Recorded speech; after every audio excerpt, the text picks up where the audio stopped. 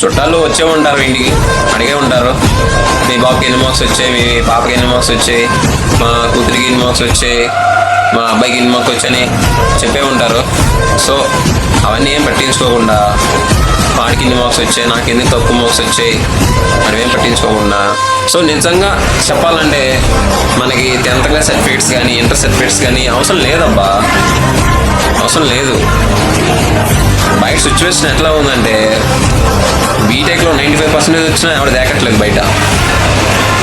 So మీరు వాళ్ళు అలా అన్నారు వీళ్ళు ఇలా అన్నారని సో బాధపడకండి. మెయిన్ చాలామంది ఇట్లనే సబ్జెక్ట్ ఫెయిల్ అయ్యాం, చాలామంది సూసైడ్ చేసుకుంటున్నారు. సో మీరు అటువంటి పనులు మాత్రం చేయకండి. సో తప్పుగా మాత్రం తీసుకోకండి, ఇది ఎవరి ఉద్దేశించి కాదు.